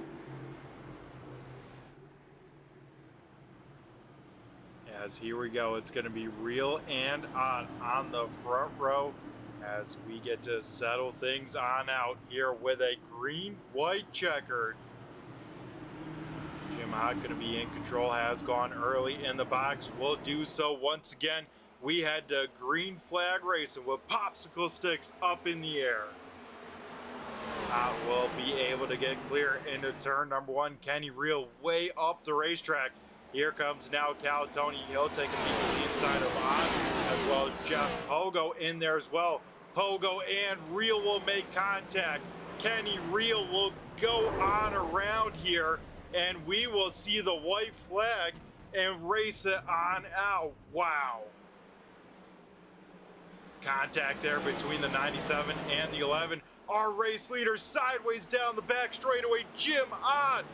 No, he will lose it on one straightaway because off the front stretch, it is the 10 car of Anthony Calatoni. Wow. Calatoni will only lead 1 lap here tonight, and it will be the final lap. Jeff Pogo will finish 2nd, and Kip Easley gonna round out the podium here tonight. As, man, a heartbreak for Jim Ott. He will end up in 11th. Also another tough break there. The 11 car of Kenny Reel, he will finish back in 12th. As Anthony Calatoni here will pick up his 2nd career win. And don't go anywhere, folks. We got the post-race show coming to you live with some drivers from Kentucky that we weren't able to catch. We'll see if we'll can get a word with them. If not, we'll catch them before next race. But here tonight, Anthony Calatoni gonna burn it on down on the front stretch. So on the other side, we'll get ready with our post-race show.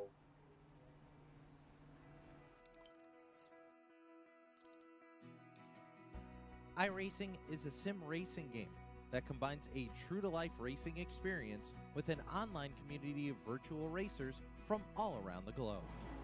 iRacing offers a multitude of officially licensed cars and tracks, laser scanned with millimeter accuracy. Their car models and mechanical systems are based on real-world physics, engineered in cooperation with manufacturers and race teams. Their skill license system ranges from rookie to pro, ensuring members are always pitted against those with similar skill sets.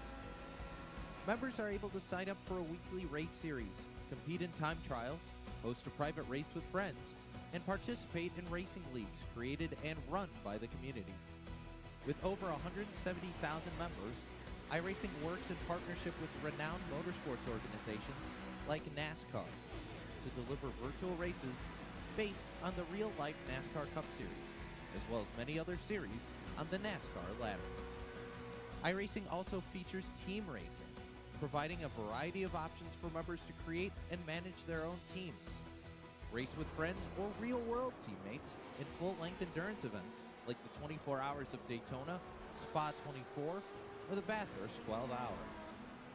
Additional partners include IMSA, World of Outlaws, Supercars, and IndyCar, allowing members to race in their very own Indianapolis 500, Bathurst 1000, Chili Bowl, and many more iconic events. This is iRacing, delivering the most authentic racing experience short of getting into a real race car. Sign up today at iRacing.com.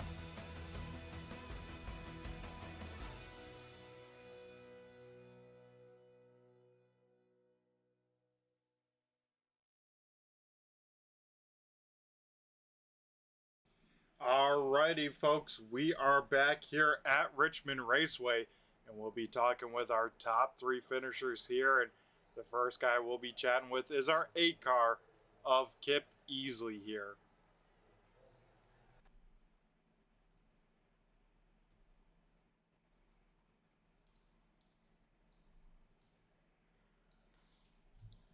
Kip, do you got a copy? It's Brett the Jet in the booth here. Yes, sir. How's it going? Man, it's going pretty good. How you feel, my man, after 180 laps here at Richmond? Well, I feel pretty good with the result. I don't know if I felt good with the race overall. I was probably 7th or 8th place car, honestly. And still feel kind of bad. I, kind of caused that caution there after 120 laps or so, and it kind of was a string of the rest of the cautions that kind of caused all the chaos. But overall, I feel good, end up with a 3rd place finish. It's better than I was probably going to end up if it had ran out. Yeah, and put together a good race even with that adversity. And yeah, Kip, we got to wonder what happened there going into one. Was it just the cold tires on low pressures there? Probably. I mean, it was definitely cold tires, and this track is such a rhythm track. When you run 50, 60 laps, doing the same thing over and over, you feel like you can get right back into it. And I just took it down in there too hard. And with the cold tires, hit the brakes, the back end just shot around on me. Yeah, that definitely seemed like the case. And somehow, man, another good save. I mean, we saw 2 good saves out of you here tonight to somehow keep that car clean, right? Yeah, I got lucky for sure. I was afraid when it went around there, I was afraid I was going to end up backing it up into the wall.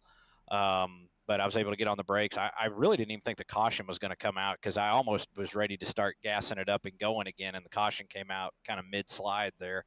So just kind of, I guess, worked out there. Yeah, that it did for you. And, you're one of those drivers on the alternate strategy, pitting on 60, then about 120. How were you thinking it was going to play out for you if we didn't get that spin there?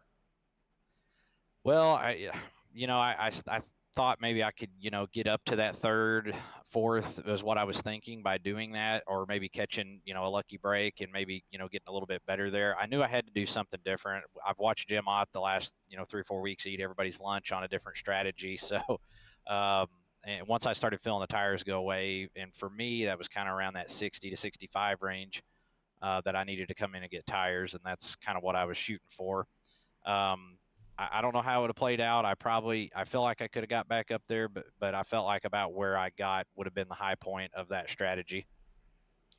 Yeah, it definitely would have been really interesting to see where everyone shook on out on the racing surface. But yeah, when that checkered flag fell there, Kip, able to walk away with a third place. I mean, you had to expect some calamity there with a green white checker, but I tell you what, it fell right for this A car there. Hey, yeah, I honestly expected a little bit worse chaos than actually happened, but you know, it's just so easy. You have to be so easy on the throttle coming off two or four. You know, you get on it too early, the back end will come around, and then that. I mean, that's what happened to a lot of those drivers there in the closing laps. Yeah, that it did. And I mean, how tough was it here tonight? I mean, it was one of the talking points, right? Lack of side force in these next gen, lack of sidewall. And then you come to a track like Richmond where it seems like it's so dependent on that right rear. How tough is this place? Yeah, it's tough. I hadn't raced here since the rescan. I feel like there's a little bit more banking in the rescan than there was in the older scan on there, but it was so hard to pass. It wasn't bad getting in the corners and braking. That was pretty much the same, but I just don't remember having so much off time of the throttle and having to ease back into it. I just had no confidence in that myself, and that's where a lot of these guys that had a little, you know, a little bit more confidence that were just killing me in the drive off. But you know, it was really hard to pass. I know Brandon was really making that top line work. I just could not make the top line work. He was really good up there on that. I just was not able to duplicate that like he was. Yeah, it definitely seemed like a multi groove track there, about 50 laps into it, and right around when you took those tires, if you can make it work. But like you said before here tonight, this plays such a rhythm track. Yeah, oh yeah, for sure. And you know, I think the more you're in the rhythm, the better off it is for you, because you can't. It takes a few laps to really just kind of get in the swing of it, in my opinion. Specifically for the heat cycle on those tires, you got if they got better as they got past like lap four for me. You could get back in the throttle somewhat a little bit better, but it was still touch and go all night. Yeah, that it seemed like it was. And Kip, I tell you what, man, you've been on a pretty good streak. Last week, of course, with the race recap, we got to see you finish in second. Here tonight at third. So, my man, on a roll. How are you feeling? How are you feeling after that Kentucky race as well to pick up a runner up there just behind Tyler? Yeah, I appreciate you asking on that. Yeah, you know, I felt really confident in that one too. You know, a little bit more so than this track, but to come through, I felt like that was about a third or fourth place car there as well. And you know, the tires, I had to up the tire strategy there a little bit there, and tried really hard to get around the 99. And you know, and I thought when they both went high there in 3 and 4, and I took it 3 wide on them. I thought maybe I was going to be able to get them and kind of get the 99 pinned behind Jim Ott, because my goal was to get by the 99, because I figured if I could get by the 99, then I knew I could get Jim because of the tire difference, and that would have gave me the win. But you know, once the 99 got cleared, I had to battle with Jim a little too long there, and it was really the difference. He was able to drive away, and you know, once you got clean air, you kind of set sail. Yeah, that definitely seemed like it was the case. And yeah, that race, an exciting one, as well as, like you mentioned, a different strategy. That one, it worked out. Here tonight, everyone on the same kind of tires with about 20 to go. What was the game plan from there on out? Uh, you talking last week or this week? Both of them. Maybe the difference between the two, right? Yeah, I mean the difference last week is there was various strategies in there where people took tires early, and then people took tires later. Whereas we had a little mixture of that going on here, and then you know when that caution when mine came out, there was at like 125 on lap 125 or whatever it was. That really essentially put everybody on the same strategy. Fuel wasn't a factor at all tonight. It was going to be more about the tire. So it was really hard to do anything, and track position was just a premium to have. It's something you definitely had to have. Yeah, that seemed like the case. And then we had another tricky track here next week, Kip, to try and keep this streak alive. How you feeling about Pocono? Not I'm not that big of a fan of Pocono. I've done okay there. But you know that's always kind of a challenge track as well. Track position, qualifying, and that one will probably be a fuel mileage. You know, might come into play there a little bit more so than you know a track like here because it's quite a bit bigger. But um, I don't know. I've done decent there. You know, I'm going to shoot for a top 10. I'd probably leave there and be happy with next week. And you're just gonna have to see what it's like with the track temp, the weather, and the setup. And sometimes that works in your favor, and sometimes it doesn't. Yeah, that definitely can be the case. As yeah, it seems like temperature definitely determines how track handles and what kind of race you have. But here tonight, Kip, having yourself another good one, able to walk away with a P number 3. So before we let you go, my man, we're going to go hand over the mic to you and have you thank who you got to thank, whether sponsors, teammates, or anyone else you'd like to give a shout out to. Yeah, for sure. Got to thank my teammates. A couple of them, or one of them couldn't be here tonight, but I do appreciate racing with those guys. Appreciate my family for letting me do this, and it takes a lot of time to do it. You do a great job with this broadcast, and thank you for your time and the effort that it takes behind the scenes to put this on. You put on a good broadcast there, and then obviously very thankful for the league admins. I know that takes a lot of effort and time as well, and these guys do a good job with that. And just want to wish everybody a Merry Christmas, and thank you guys. Alrighty, awesome stuff, Kip, and you as well, man. Have yourself a great Christmas, and we'll catch you after the holiday season. Absolutely. Catch you next week. Alrighty, awesome stuff. That was our third place finisher, Kip Easley. Now we'll head down to our runner-up finisher here. When it's all said and done, it is the 97 machine of Jeff Pogo. Jeff, do you got a copy? It's Brett the Jet in the booth here. Yeah, I got you, buddy. Alrighty, man. How you feeling after 180 laps here from Richmond? I wish it would have gone green that long run, because I think I had the strategy to be probably first or second. Did the math in my head, the lap times you could have made up, because Jim was going to stay out, long run, do it on one stop. I think I would have caught him at the end. If I wouldn't have caught him, I'd have been right there with him. But never plays out, man. You always get cautions at the end, and then a good car goes to crap. Yeah, that seems like it has kind of been the case for you the past couple weeks, and though able to salvage another top 5 finish. But yeah, man, I tell you what, the strategy was the talk of the town coming into tonight. Half the field deciding the 60 like you did, the other half splitting it, and you thought you had the advantage when it would all cycle on out? I think I did, just because I learned something that first run. Tire wear wasn't bad, but the second run, tire wear was by probably 15% better. So my pace would have been better the whole run. So I felt good about it. Wish it would have stayed green. It didn't, unfortunately. That's usually how it goes whenever there's strategy involved, but it is what it is. Yeah, able to still make it on work, and then yeah, like you said, a flurry of cautions. Then everyone comes in for the money stop on like 160 there, and then it's a heads up 20 lap shootout that ultimately comes to a green white checkered. How'd you think that race finished for you? I mean, I'll take P2. It sucks for Jim. I think he was the car to beat. Sucks that he got loose off a 2 like that, which I did it. I think the restart before, or the other restart before that, saved it. But I don't know. Still disappointed with the way the cautions fell at the end, but I'll take P2. I know Kenny's pissed off that he spun off my bumper. He started messaging me, "Oh, you got to wreck people to pass them. Buddy, you're part-time in this league, and I've got less incidents than anyone in here, so you probably ought to shut your mouth." Alrighty there. Good words from Jeff Pogo there. As yeah, Jeff, you said it there in previous broadcasts. You're looking forward to next week, my man. Heading to Pocono. How you feeling about that place? I feel good. I'm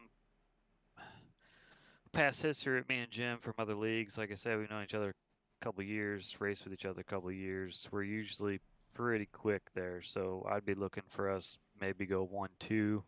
There's a couple fast guys in here. I know if Kenny shows up, he's fast there. Haven't raced with Anthony there, but I'm sure he'll be up in the front. And then you got your normal guys, Kip, Barker, Patton, guys like that. Then you got Brandon. There's guys in here that are going to have some speed there for sure. It's just, are they going to be able to keep it without burning their stuff up? And can they get through the tunnel turn all right?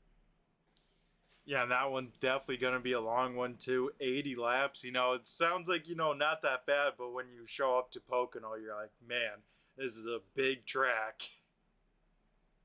Oh, yeah.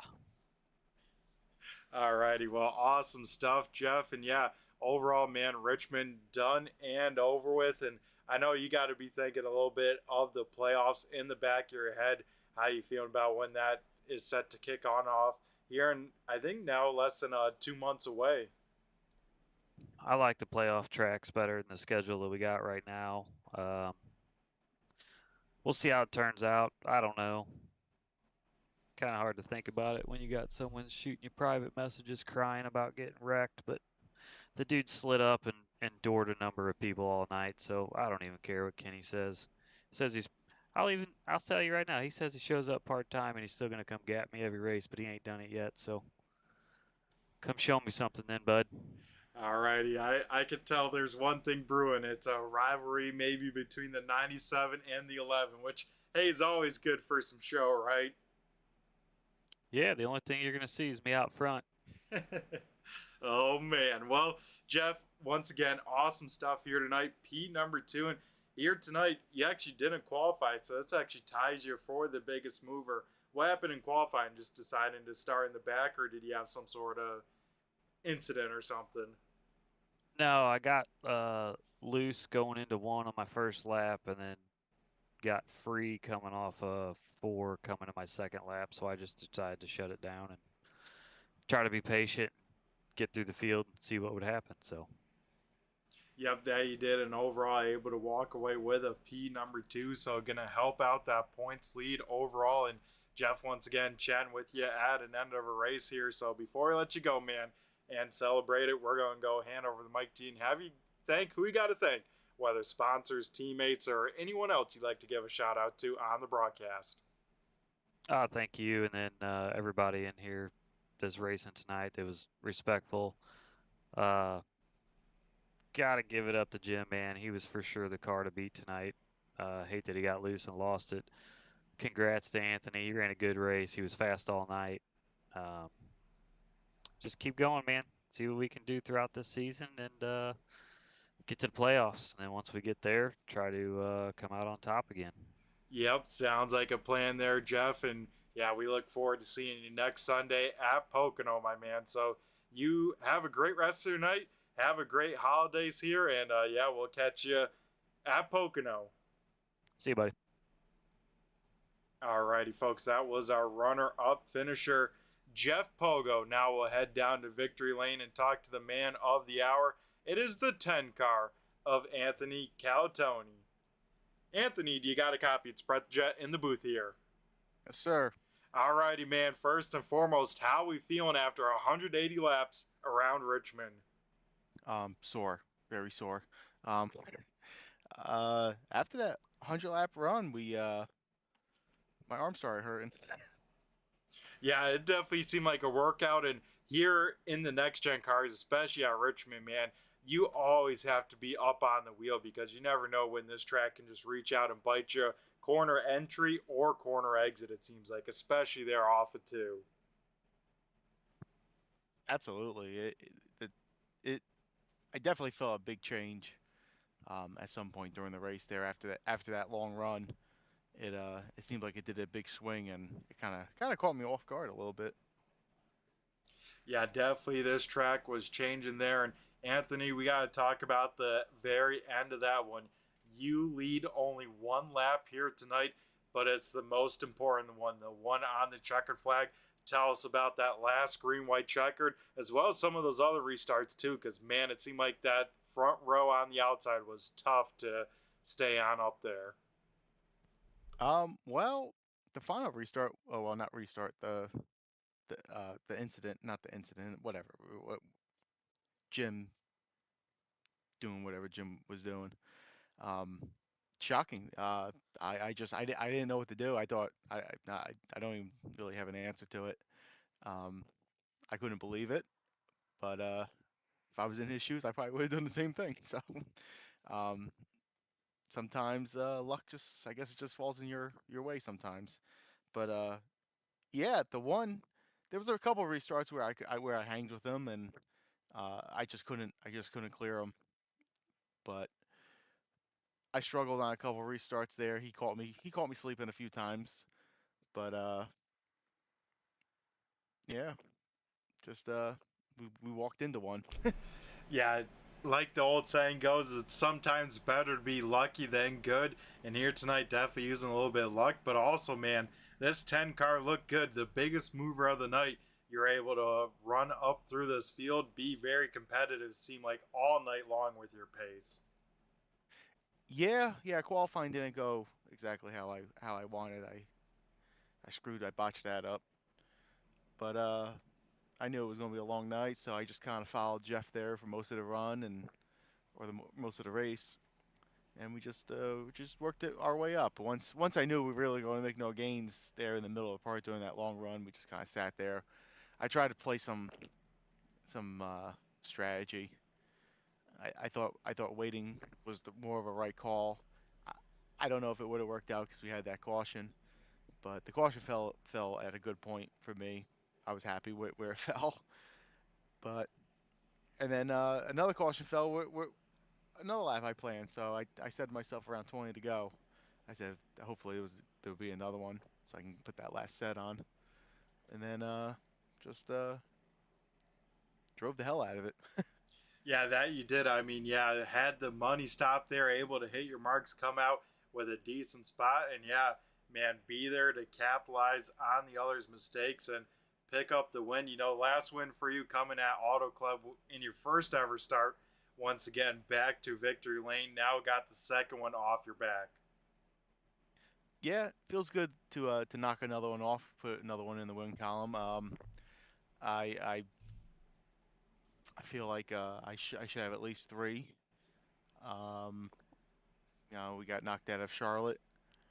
I missed Iowa, but and then my teammate joined at New Hampshire, and I think he won, but I think we would have finished second there, maybe even third. But I feel like we should have a couple more. But it's just the way it goes sometimes. It's racing, things happen, and we're going to move on to whatever we go next week. I didn't look. I think it was Pocono, which would be a home track for me. Pocono and Dover are close to me, so we're going to go and try and get a hometown win out there.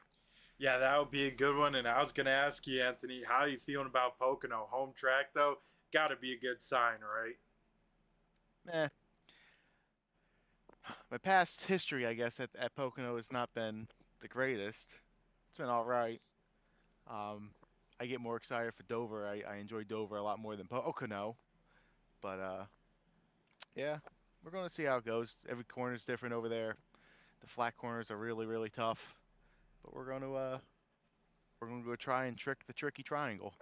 Yeah, that we are, and that one should be a wild one because that one, just like tonight, man, a patience on a driver, and especially being in a rhythm. That track rewards rhythm. Here tonight as well, man. It seems like this place, you get in a good groove, you're flying. If you're off, man, it's going to be a long night. Absolutely. Yeah, awesome stuff. And Anthony, I don't know if you've been looking at the points or anything for you, but with this win, I think this puts you within 10 points of that cutoff. And hey, once you get in there, you know, anything could happen. I looked at it, but I didn't look at it too hard because I know I raced last week, but I had a little emergency. That's why I had to peel off. Um, yeah, so 10 points. That's not bad. That's doable. I think we'll be I think we'll be all right. We'll gain some.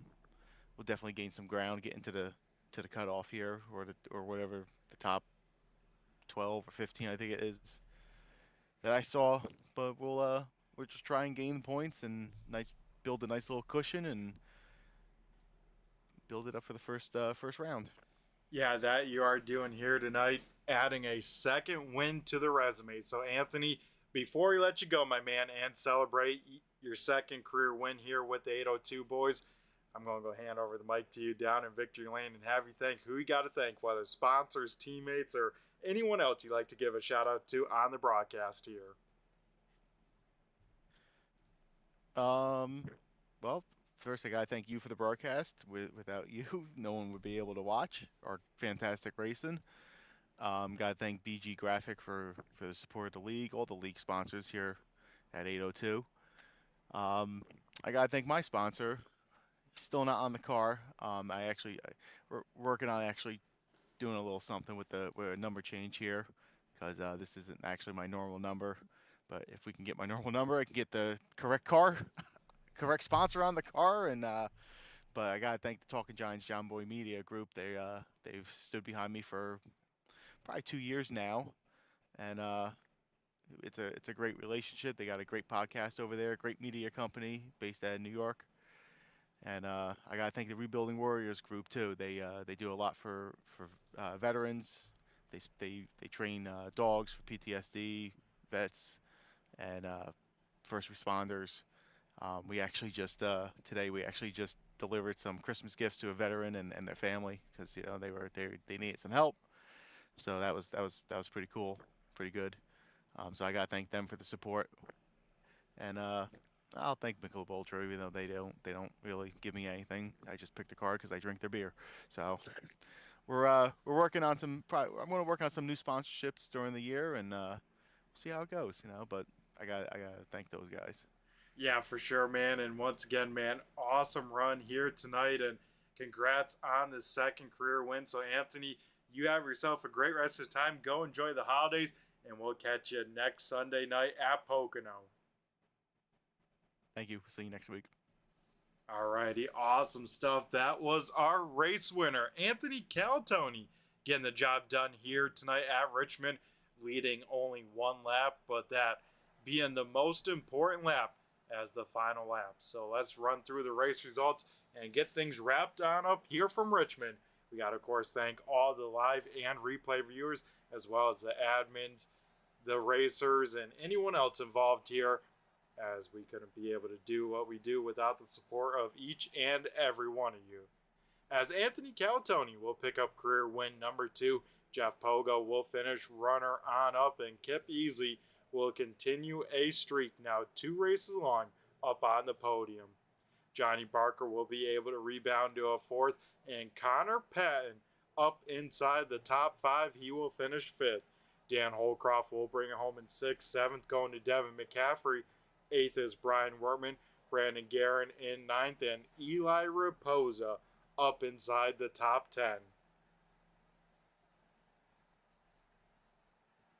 Jim Ott will finish in 11th. 12th going to Kenny Reel.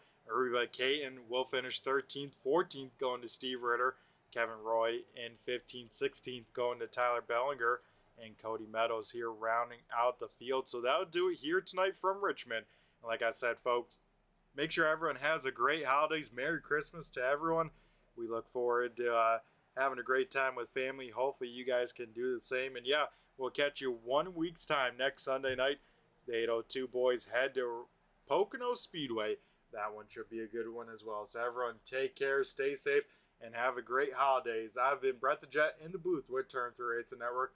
Turn 3 also partnered with Premier Setup Shops. If you want to find out more, you can find out with the link in the description. A click would go a long way, that is. I tell you what, it is my bedtime, time to get things wrapping on up and out of here. So I've been Brett the Jet in the booth, and I just flew by you. Have a good one.